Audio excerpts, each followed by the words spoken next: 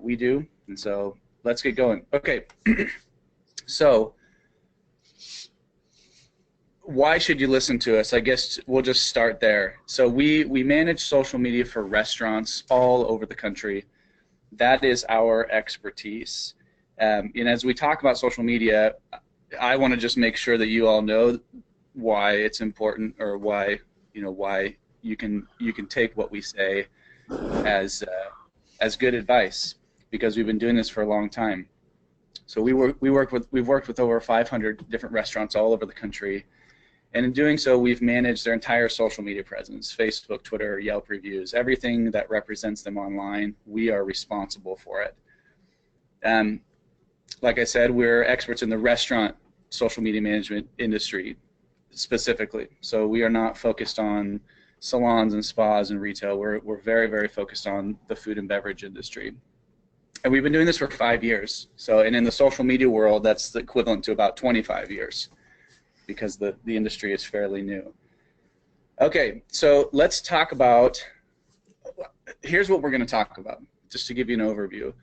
So before we get into some of the specifics, we want to help you all understand how to think about social media from a philosophical standpoint, from a mentality standpoint. There's a certain perspective that's important to have when you approach your social media presence for your restaurant. We want to make sure that we're all on the same page as far as that goes. Then we're going to talk about some of the things that are unique between different social media platforms. So there's things that are unique to Facebook versus Twitter versus Instagram, and we'll cover a lot of those so that you understand some of the nuances in how you might approach managing those platforms for your restaurant. And finally, we have a lot of really good ideas that we want to share with you. Some tactical things that you can take away and apply immediately in your efforts to manage social media. Some of them will be, best practices, words of caution perhaps for what to do, what not to do. And then we have a lot of really good ideas for how to create really good content. And in our experience, creating compelling content is one of the more challenging aspects of managing social media. So we wanted to make sure that we left you with a lot of really, really good tactical ideas. Now, before we jump in, here's my ask. As we talk about social media, you are sure to have flecks of inspiration come across your brain. You're going to have ideas come to you. You're going to have aha moments as we're talking as it relates to your restaurant. Make sure that you write those down. Get your pens and papers out, write those down, because that is probably the most valuable thing that you'll take away from this discussion, is those little insights that you're going to get. So capture those and make sure that you don't lose them, and that you get the most out of this presentation. Okay, so the frame of mind. Let's talk about the frame of mind. Look, social media is not like a direct to success, and if you are all listening to this webinar, then likely you've had more of a roundabout journey and looking to improve, and that's okay. So just to start things off, this is definitely a marathon. It's not a sprint. It's not something that you just figure out in one webinar even. It's a trial and error. It's a process, right? So if you have been struggling with managing social media, if you have had roadblocks and creative blocks, don't get frustrated. Keep going. It's not that social media doesn't work. It's that your journey will continue until you find what really, really works for your restaurant. So I wanted to say that. And while we're on this topic, I'm just going to throw out a quick little poll. I'm curious to know what you rate your own personal social media experience. So everybody just quickly jump in, and I just want to hear where everybody's at. Let's see what everybody says. Okay. So it looks like we've got a couple of experts in the room, which is good. It looks like we've got about half of us are right in the middle. Some are rated as a 2, some as a 4. So good. Okay, so we got a pretty good spread. And nobody rated themselves as a 1, which is pretty good also. So everybody knows something. Okay, great. Thank you. Okay, so let's switch over here. Okay. Social media is a big topic. We're going to split this into two sections. And this is important to note. So we believe that there's the inbound side of social media and the outbound side of social media. The inbound would be anything related to your customer reviews, questions, comments that come in from the internet, whether it's on Yelp or TripAdvisor or Google or even Facebook has reviews. So all of that inbound communication is really all about customer service, and that's really one side of social media management. The other side is the outbound communication, which is where your message to your audience, so posts on Facebook and Twitter, posts on Instagram, tweets, conversations that happen more outbound. So all of this first inbound section, we're not going to cover any of that today. So I apologize in advance. Perhaps we'll do another webinar where we can get into those details. We're going to cover the outbound side of social media. Okay? All right, and so to begin, here's our philosophy. Our philosophy is different than probably what 90% of traditional marketers would say social media is all about. And so and we're okay with that. We're okay that we disagree with a lot of what traditional marketers will tell you, and that is that they lump social media into digital marketing, and they view it with the same mentality or strategy that all their marketing is viewed, from a more advertisement standpoint, from a sales standpoint, with direct calls to action. So, print, TV, billboards, radio, even the digital email marketing and apps and SEO, that all has its place in the marketing world. But we don't think that social media belongs in that same category. We think that they're wrong in approaching Twitter or Facebook or Instagram with that same sales mentality. This is what we believe social media is all about. It's really all about relationships and customer service. It's about humans, authenticity, being authentic. Social media is about people, right? It's about one-to-one interactions instead of a one-to-many approach. And so if you take a more traditional marketing approach to your social media in general, where it's all about your specials and it's all about me, and all about selling and buy my stuff, you're gonna struggle. It's gonna be challenging, and you're gonna have a hard time getting good engagement, because social media is about people and humans as opposed to anything salesy. Okay, so we believe that social media doesn't actually replace anything. It supports everything. So if you think about your restaurant, everything that goes on in your restaurant, social media should be supporting that. It's not a replacement to other types of marketing. It's not an either or. You don't choose to do marketing or social media. Social media is a supporter of marketing as well as a supporter of everything else. So really it should be this. It really should look like that social media supports the marketing efforts. And actually it's more like this, where social media supports everything that your restaurant touches. So all of the business components, how you're involved in the community, your culture, everything about your restaurant, the whole concept, the history, the vision, social media should be underneath supporting all of that, not necessarily a replacement to some of the marketing channels that you currently are involved in. Okay, so surprisingly enough, folks, a lot of restaurateurs think that social media is very simplistic, and they ask themselves, well, how do I make money with social media? And they believe that this is the approach, that they make content, you post onto Facebook, people will see it, then they buy from you and you make money. And it sounds really nice, but that is just not how it works. This is how it really works. You post some content, yes, people will see it. If they like your content, then they might remember you, and they might get a chance to see more content and come visit you perhaps. But as they see more content and that they like, then that's how you start to build a little bit of trust, a little bit of a relationship with them. And as that goes on, then in the real moment when they want to eat out or they need food, they will think of you and they will come back, and that's how you make money. So it's it's really it's a naive approach to think that your posts on Facebook are going to drive hordes of people with just that single post. This is a long-term approach. This is a long game approach. It's a marathon, remember.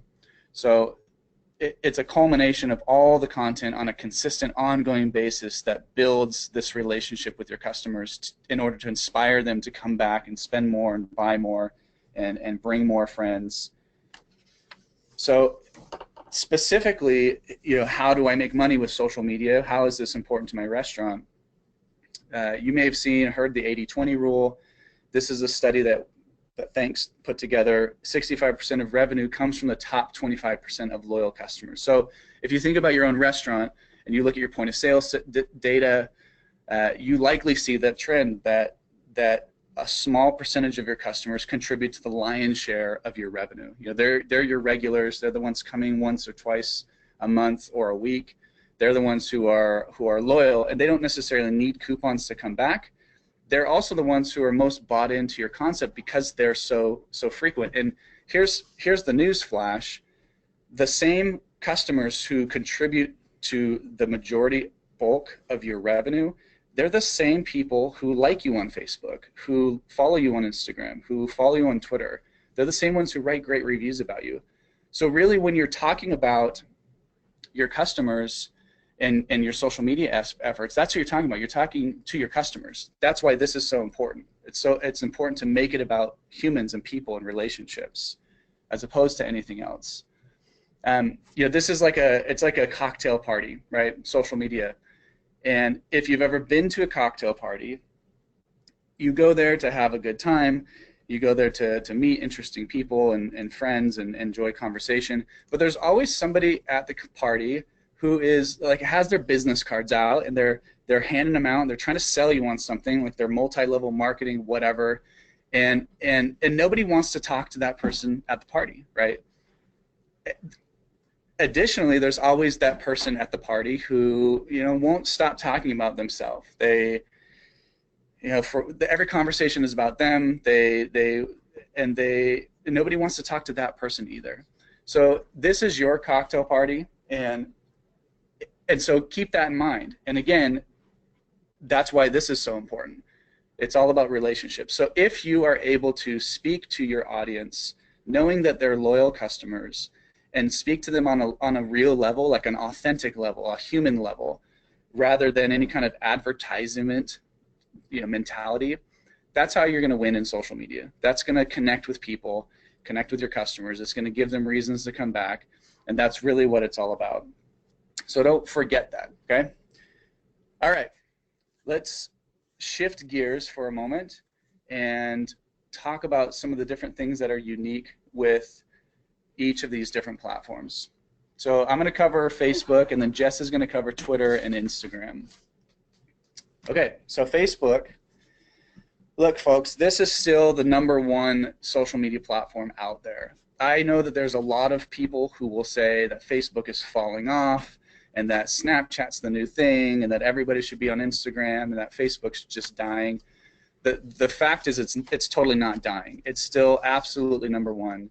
It is still growing. It's still the most ubiquitous social media platform, the most widely used, and to not make that mistake of thinking that it's falling off. It's not falling off. It's not to say that others are good as well, but we want to really make sure that Facebook is on point. Okay, a couple of things about Facebook is that #1, customer reviews, that your customers can actually post reviews about you on Facebook. So keep that in mind. It's similar to what Yelp would do. So make sure that you're monitoring that. In terms of advice, posting frequency, 2 to 3 times per week. There's a lot of advice that tells you to post more frequently than 2 to 3 per week, but that would be the ideal posting frequency. There's a newsfeed algorithm, so keep in mind that your posts aren't going to be treated with the same treatment as every other post. So Facebook filters out a lot of the content that is cheesy, that is sales, the advertisement like. And so rather than go against the grain, work with the newsfeed algorithm and post great content. But keep in mind that it does filter things out. You just need to work with the algorithm, not against it. And Facebook has great analytics, probably more analytics than you could even want. But there's plenty of ways to understand what's happening behind the scenes on your different social media pages for Facebook, on how your posts are performing, how the page is performing overall. Oh, and by the way, yeah, don't use hashtags on Facebook. We'll say this a couple times, but hashtags on Facebook, yeah, they recognize them, but they'll actually make your post perform worse than better. So don't use them. Okay, and we're gonna pause for 1 second. I apologize, but we're getting kicked out of our room here. So we're gonna pause for 1 second. I don't think anything should change, and we will be back online in 1 second.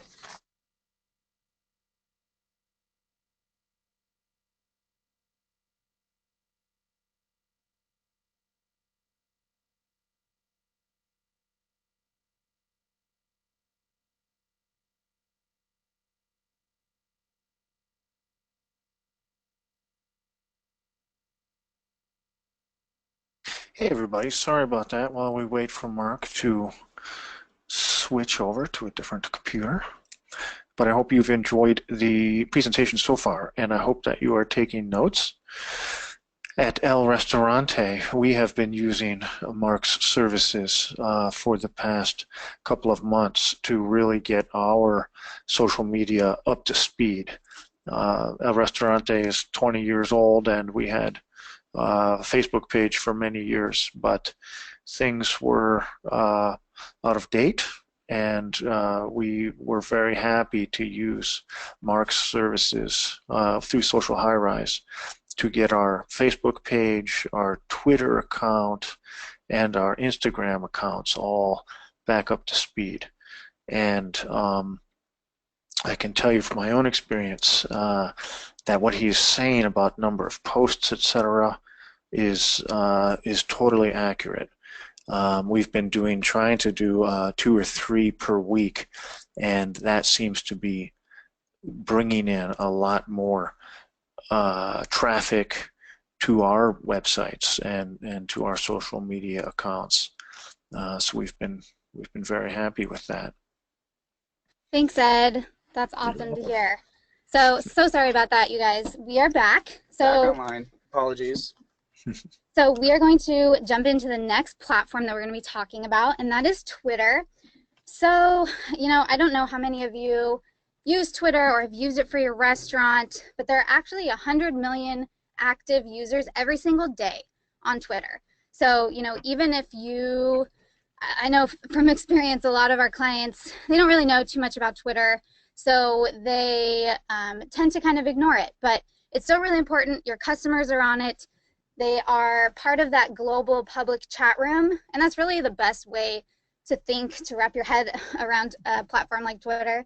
It really is a global public chat room, and you can stay updated in real time. So Mark was mentioning the Facebook algorithm and how it tries to sort things based on what it thinks is relevant for you. Twitter is purely chronological. So, you send out a tweet, and as time goes on, it gets buried under all of the more recent tweets. So it's all real time. Another big thing that is different about Twitter is that there is a 140 character limit. So your tweets have to be pretty short. 140 characters, that counts spaces and exclamation points, any numbers or letters, obviously. So that's another thing that's unique about Twitter. It does have to be pretty short. And this is going to kind of force you to really get to your point, to be more casual, to really speak as a human speaks. Another thing to keep in mind is the posting frequency of Twitter is also pretty different from Facebook in that you can pretty much post as much as you want because the lifespan of a tweet is relatively short. So go crazy, send all kinds of tweets, and have fun with it. Another unique feature of Twitter is the ability to retweet from other accounts. And this is a great way to kind of tap into the social following of other accounts. So when you're retweeting something, your followers are going to see that, and then the followers of that other account are also going to.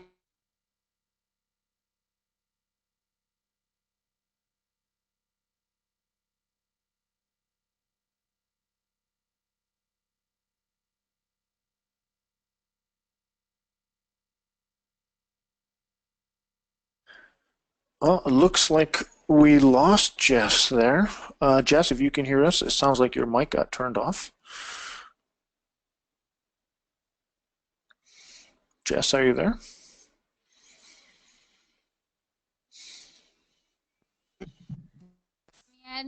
Oh, here she comes. Oh, okay. Yes, Can you hear me okay? Yep, now we can hear you. Thank you. Okay, so sorry about that. Apologies. It's Monday. Oh, yeah, it's Monday. Clearly. Technical difficulties. Okay, so I'm not sure, so I'll just go over, I'm not sure where I cut out, but I talked about you get more exposure when you're retweeting. The other aspect is that you are demonstrating selflessness. You're showing that it's not all about you. Mark talked about the cocktail party and that one person who just doesn't want to stop talking about themselves. So you don't want to be that person. And when you're retweeting, it's demonstrating that you care about other people and other businesses in your community. It's also a great way to recognize people, you know, your customers that are tweeting about you on Twitter anyway. So you can retweet them. If you've got a great community event, those are all great things that you can use to retweet on Twitter. Another really big part of Twitter is hashtags. So basically, users use hashtags in order to connect with other people or content that they're interested in. It's basically a label that helps social media users filter all of the information on that platform. And a hashtag, if you don't know, you can see some examples here, but it's literally, it's a hashtag symbol or pound sign with some words and some letters. One thing to keep in mind, you don't want to break your hashtag, so if you put in a space or a period or exclamation point, any kind of special characters are going to break that hashtag. So just keep it just symbol and then letters and numbers, and you'll be good to go. And why they're important, again, it goes back to increasing your exposure online. Hashtags make it easier for people to find information that they're looking for, and if they're looking, in this case, maybe SF Eats, that's the example we have up here. That's a particular foodie hashtag for people in San Francisco. So if they pull that up, they're searching it, and they see a great image of your food or your space, they're likely to click on it, maybe spend a little time looking at your profile, maybe even check out your website, and who knows, maybe they'll even stop by for dinner that night. So it really helps you be a part of that larger conversation and helps you increase exposure online.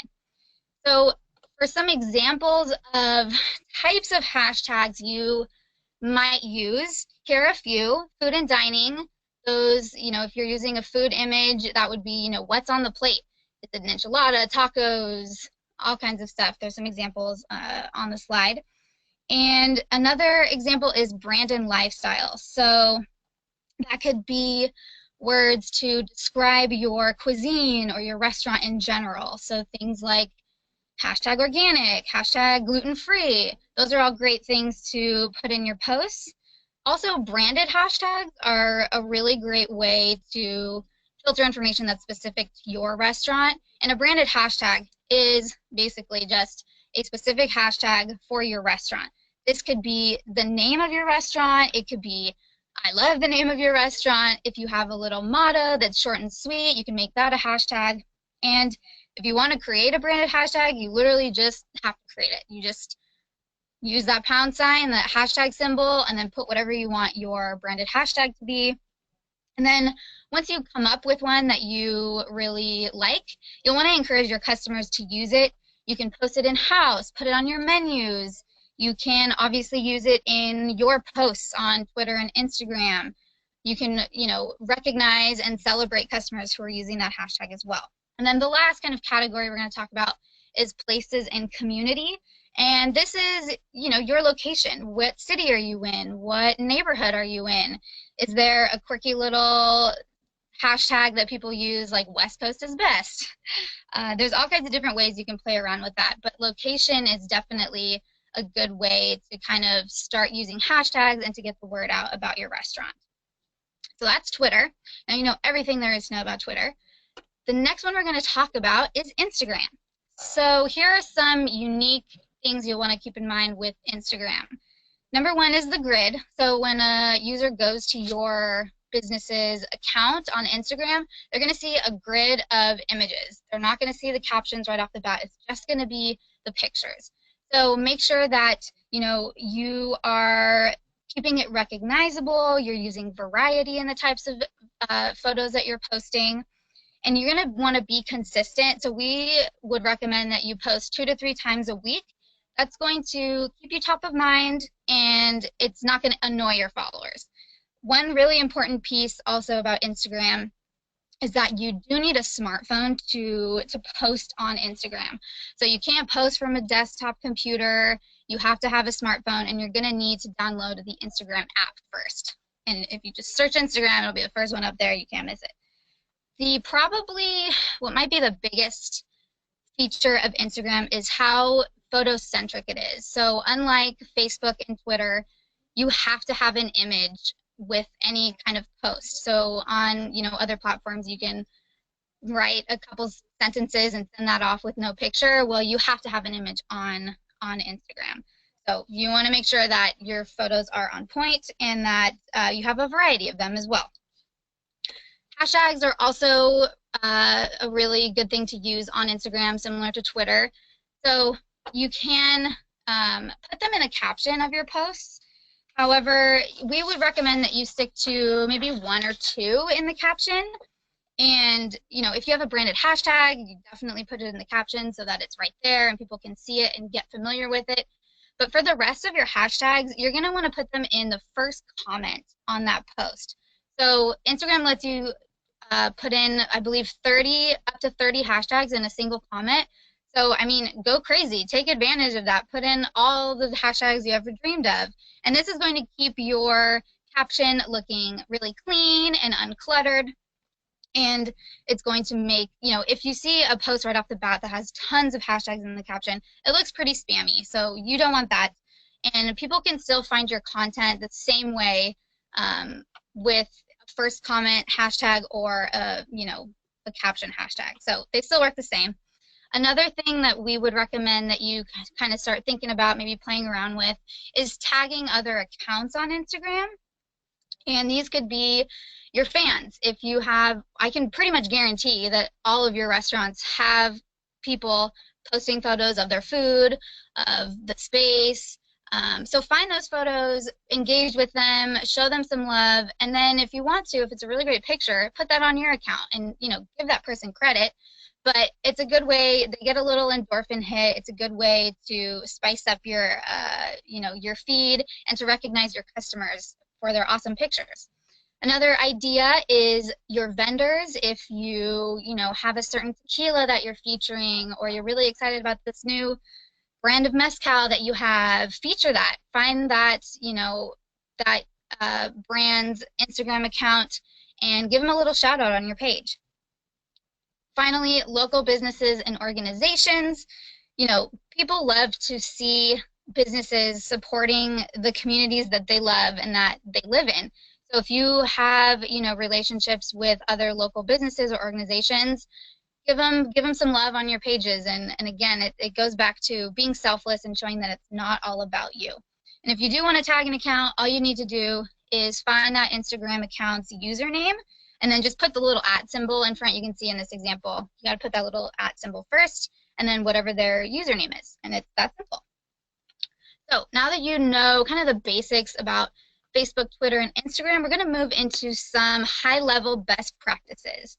So the first one is do not auto-post. There are a lot of reasons that we are so passionate about this, but some of them are, every platform is different. Like we just talked about, there are all things that are unique about these platforms. And they deserve to be treated differently. They deserve to be utilized differently. So that's one reason. Another reason is that it really does just annoy your followers. It's like, why would they be following you on all these accounts if you're just posting the same exact thing? It looks lazy. It looks like you don't really care. So don't do it. Don't auto post. Another thing is the photo quality of the images that you're using. You want to be making sure that you're using high quality photos. So here are some examples of some really, really awesome quality photos. You can see that they are clear, they're colorful, they look really appetizing. And I mean, you guys are Mexican and Latin restaurants. Is there a more colorful cuisine than those? I can't think of any. I doubt it. So take advantage of that. And use those your great food and your space and all that and all the colors of your cuisine and really showcase that in your images. Here are some examples of some not so great photos. So these, you know, they're dark or oversaturated. Memes, don't use memes. And there's lots of reasons for that. And even if, you know, maybe it just doesn't look that appetizing, it's okay to be critical about the photo quality. And if your photo quality is on point, you're already going to be leaps and bounds ahead of a lot of other restaurants on social media. So I'm going to pass it back to Mark to talk a little bit more about some of our other kind of high-level best practices. Yeah, thanks, Jess. Really good stuff. Okay. Mind your language. Let's talk about language for a second. The language you use on your posts for Twitter, Instagram, Facebook, wherever your posts are going, it really does matter. It's a reflection on your restaurant. It's a reflection on your professionalism. So be professional first, right? Also, as I mentioned, in terms of strategy and philosophy, don't be salesy. Avoid the advertiser's voice, right? Don't be the ShamWow guy trying to squeeze in an extra sale or two, because again, these are the customers that you're talking to are the ones who already know you. They're the friends and family. They're the close relationship, the ones who have close ties to your restaurant. And so don't cheapen that relationship by selling to them. Common offenders are traditional marketers. No offense to the marketers of the world. It's just the world that they grew up in, where oftentimes they will use the advertiser's voice most frequently. Also, like your web guy, that's another mistake. Just because you can build a website, doesn't mean that you can post excellent, beautiful content on social media that's relationship based. It's really two skill sets that you're dealing with there. One is technical and one is very emotional, a soft skill, communication skills. So be mindful of that. Be mindful of your language. Let's talk about grammar for a moment. Yes, grammar is still important in 2017. It is a direct reflection on you, and it's important that your grammar is on point. So we've seen so many pitfalls happen when it comes to grammar. We couldn't not mention it. One of the common pitfalls, again, with grammar is millennials. Bless their sweethearts. Many millennials don't know how to spell very well or use grammar, and it's not that they can't, it's that oftentimes they don't. They'll use text speak. If they're not an experienced social media person, they may not know the importance and they may make those mistakes. The second one, English as a second language. Look, we realize that many of you run Latin American restaurants, and many of you speak English as a second language yourselves. And that's a distinct challenge that you'll definitely want to consider when you're managing your own social media.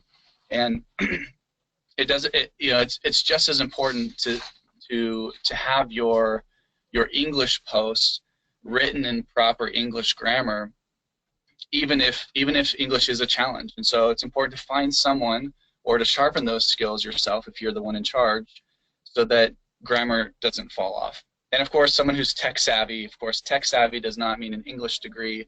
And it's not that you need to have an English degree, but you need to know how to use proper grammar. Here's some warning signs. So if you have somebody managing your own pages and you're wondering if they're making the mistakes, these are the most common pitfalls to look out for. And by the way, these are real examples that we found on the internet, on real pages, so it's a real thing. Multiple exclamation marks. One is enough. You don't need to yell everything that you say, and one exclamation point will do the trick. Posting multiple hashtags on Facebook. This is a common one that we see for quote-unquote social media gurus who are really into Instagram and think that posting all their Instagram hashtags on Facebook is a good idea. It's not a good idea. In fact, the data shows that your post will get less engagement than if you were to use one or no hashtags on your Facebook posts. So that's a red flag if you're seeing that on your Facebook posts. Multiple emoticons. You can use an emoji, just don't become a tweenager. It's not. There's a time and place, right? So unless you are kind of a teenage or have that kind of personality for your brand, just be prudent in the way that you use your emoticons. All caps. This is one that constantly baffles me, but please don't use all caps. You're not yelling at your audience everything that you have to say, and so even still, we see this a lot.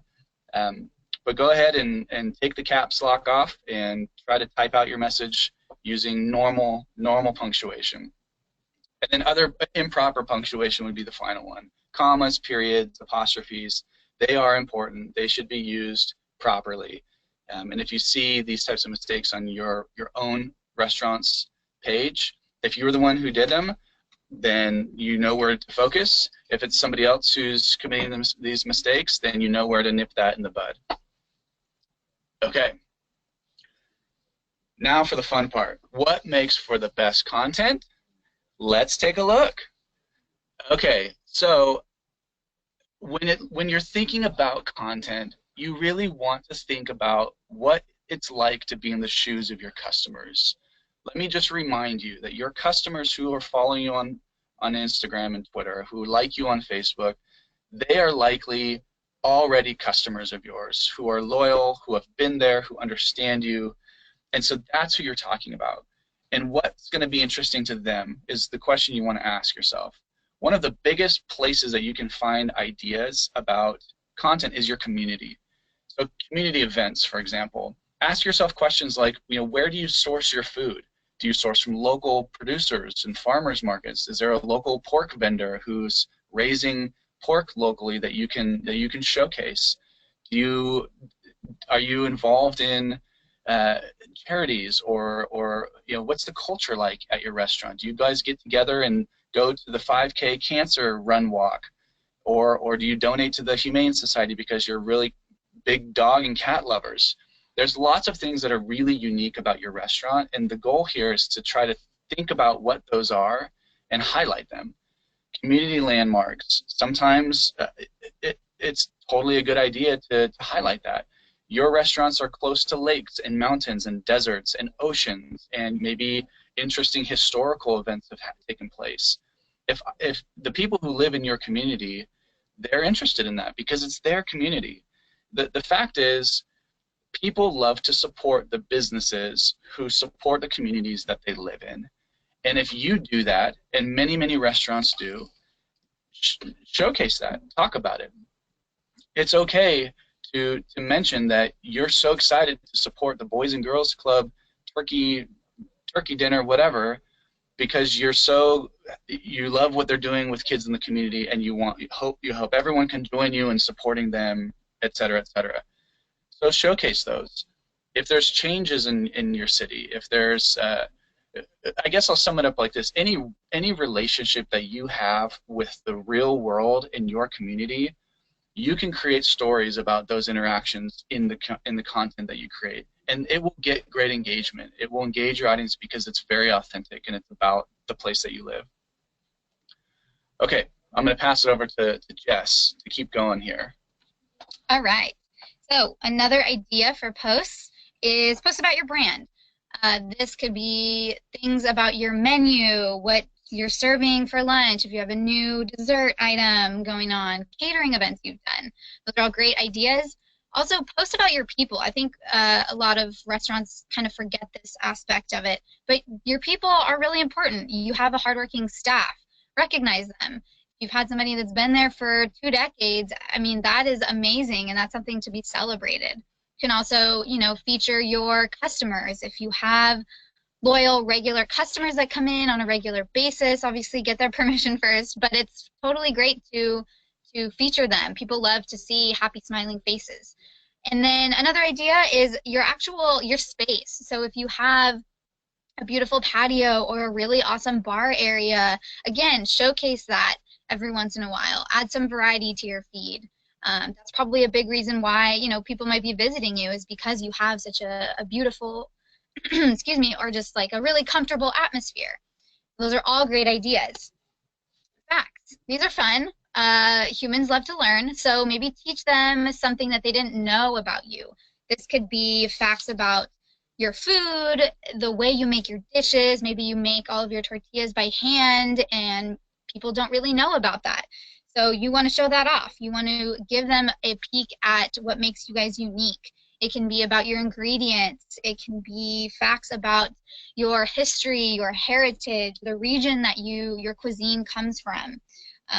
Also, another idea is if you have gluten-free or vegetarian or vegan options, you know, people are always looking for that kind of stuff. It can be hard to find in certain areas. So highlight that and educate your customers about what makes you special. Throwback photos. This is a big trend right now. You've probably heard of Throwback Thursday. You might have heard of Wayback Wednesday or Flashback Friday. Clearly, it's a big thing. People love to see photos of your history. They like to feel like they are part of that story, that it gives them this little nostalgic feeling, and they really like that. And it doesn't have to be, you know, a black and white photo that was taken 60 years ago. I mean, it can be a photo from 2 years ago, from 6 months ago. Just, you know, say something new about it maybe, or just say, oh my gosh, we're still reliving all of our, you know, awesome Cinco de Mayo pictures. Take a look. You know, it doesn't have to be anything, again, super old or black and white, but it's a great trend to take advantage of right now. Another really, really great idea for content is cross-promotion. So this could be simply saying on Facebook, oh, like we're on Instagram, go check us out here. Here's our link, or here's our account name, or blasting on Instagram that you're on Twitter. So that kind of stuff. Something that we have found works really, really well and gets great engagement is actually featuring reviews. You can pull out a little sentence or two from a great review on Yelp or TripAdvisor and pair it with a really awesome photo, and people love that. And also, it reminds them that you're on Yelp. It reminds them, oh, actually, I've been meaning to write a really great review about them. I'm going to go do that. So another way to show your followers that you're on other platforms and maybe drive some, you know, some more traffic to those other platforms. Polls and trivia. These are a couple of really fun ones. These could be polls about their favorite, you know, like this example, their favorite salsa maybe, favorite dip. It can be a really great way to get engagement. And a lot of your social media following, they're already probably pretty loyal fans. So it's also a really great way to get feedback. Maybe you want to, maybe you're thinking about adding a breakfast menu. You can throw something out there and say, hey, what do you guys think about us adding a breakfast menu? What would you like to see on it? And you can actually get some really, really, you know, critical feedback from your customers and from the people that love you. And, you know, maybe you decide it's a great idea based on what they say. Maybe you decide it's not such a great idea. But it's a great way to make them feel heard, give them some buy-in and some input into your actual restaurant. Trivia, that's another just a really fun one. If you want to, you know, give them a little pop quiz about one of your locations or about a specific menu item or even, you know, about the owners. Those are all really great ideas. So another, I think this is the last one we're going to talk about as far as ideas, is events. So again, this can be a variety of different things. This can be events you've sponsored. This can be, you know, maybe a musician that you've had that came into your restaurant or comes in every once in a while. You want to showcase that.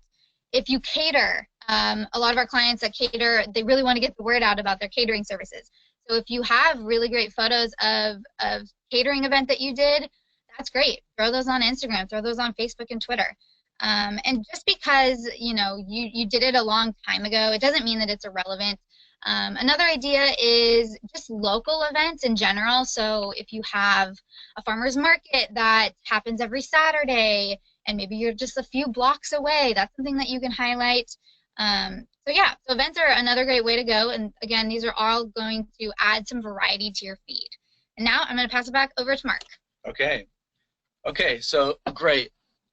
I hope this has been super helpful, and I hope that you've written down all of your flecks of inspiration. You have a real thick full notepad at this point. I hope that's the case. And so now, what do you do now? How do you apply what you've learned here? I guess the first question that you want to ask yourself is, you know, if you're here at this webinar, you know, the answer is probably yes. Do you want a robust and authentic social media presence? Yes. And so the next question is, you know, how do you achieve that in the most cost-effective way possible? We realize that restaurants run on razor-thin margins, and every dollar counts, and any way that you can be more efficient matters. What we've seen is that there's mostly two options out there, and one option is probably what you have decided to do yourself, which is to do the social media yourself, to do it in-house. That's totally fine, but we wanted to give you some things to consider as well. Sometimes this can be more tricky than you expect. Often what we see is that restaurants who do their social media in-house, it's not as robust as they want, meaning they're either just focused on Facebook or they're just focused on Instagram, and all other platforms get neglected. And that really hurts your presence online, and it really alienates a whole section of your customers who would otherwise engage with you. Sometimes there's skill deficiency. Oftentimes your GM who might be running the social media doesn't have the right skills to do a good job, or perhaps you have time constraints. In fact, we probably all have time constraints. And so maybe you're the business owner who has constraints on their time and should be focused on working on the business instead of in the business. But what we mostly see is that it takes a lot of time without the expertise, without the tools to manage social media properly.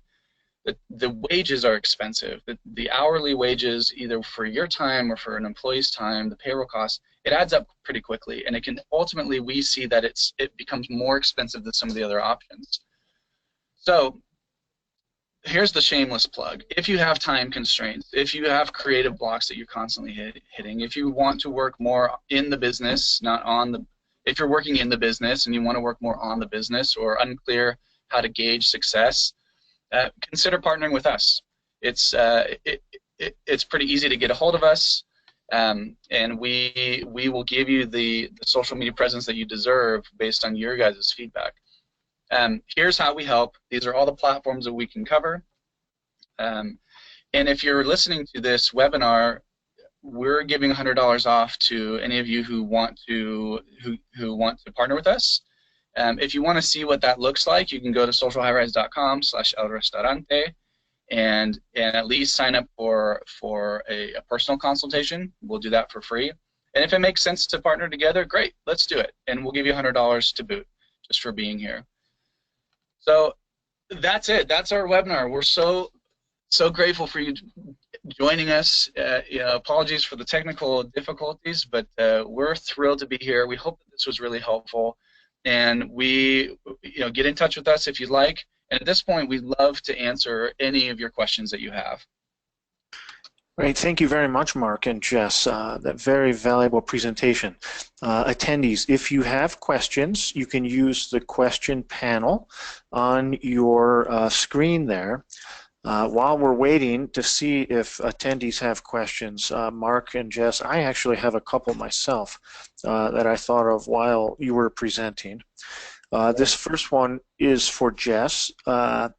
Jess, you mentioned briefly the captions on Instagram posts, but can you tell a little bit about the length of that caption and how important is it, or is it okay sometimes just to post a photo without a caption?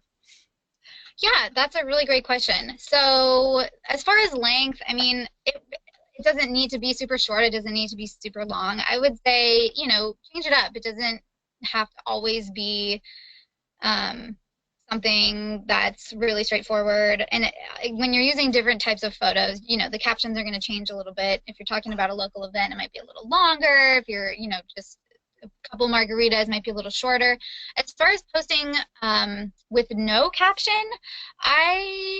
that's not something that we would probably recommend, just because it's good to give your fans a little bit of context into what exactly you're posting and why. If they just see the photo, they might be like, oh, that looks good, but like it seems kind of random, or I don't really understand. So I mean, yeah, I would definitely say at least write some kind of caption for any pictures that you're posting on Instagram.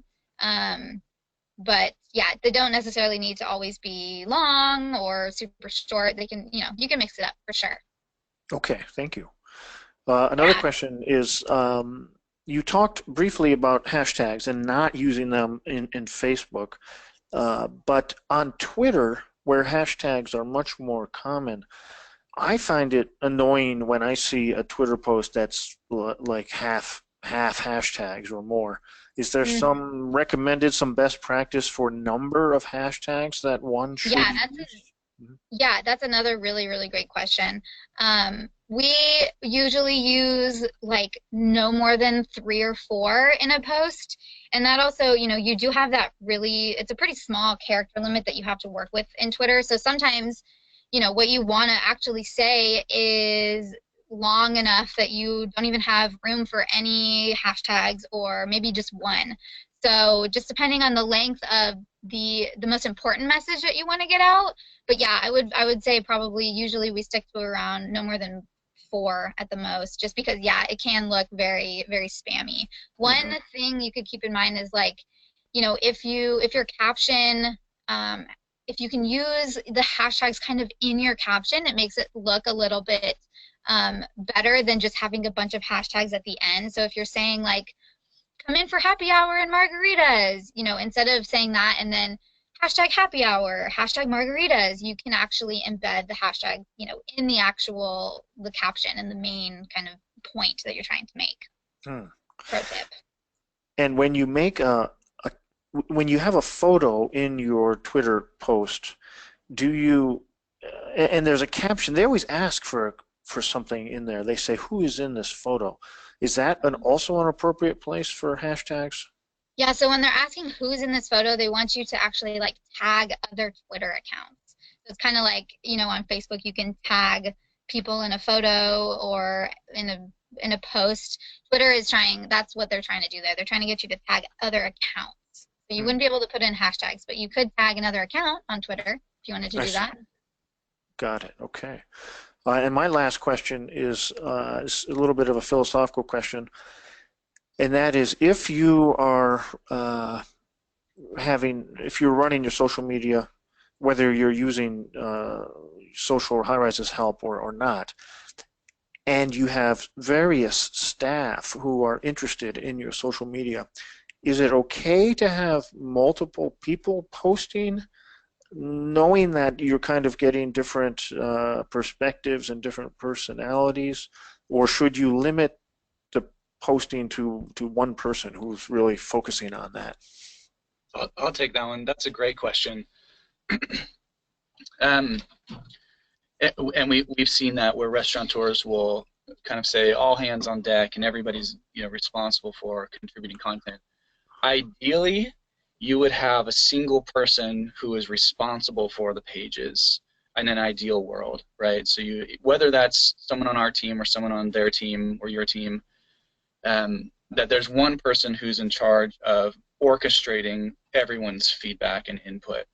That way they ultimately are able to help make sure that the voice is on brand and the content is relevant and makes sense, so that you're not posting over each other. For example, a lot of times when we see an all hands on deck approach, you know, you'll see multiple posts in a day and then a week will go by with nothing because people didn't really understand when everybody else was going to post. So ideally you'd have kind of a point person who's in charge of tying everything together. Oftentimes we work with our clients where we will have several points of contact, or we will have an email address set up where they can send us content if they'd like, and then we take that content, we incorporate it into the strategy, But so the more organization, the better. But we realize that any one person may have a lot of constraints on their time, and in order to get the consistency that you want on social media, that you need more than one person. You can do that. You just sometimes you have to sacrifice some of the consistency of the message, of the brand, of the personality. Mm-hmm. Got it. Great. Well, thank you again, Mark and Jess. It doesn't look like anyone else has questions, and we're coming right up on 1 hour. So let's wrap this up. And let me say thank you to the attendees. And please remember that we will be posting the recording of this webinar on our website, on the El Restaurante website later today. So you're welcome to see it again and share it with friends. And thank you very much, Mark and Jess. Your presentation was very valuable, and I'm sure that the attendees got some excellent tips from that. Good. So thank you, everybody. The webinar has now ended. Thanks, Ed. Thanks, Ed.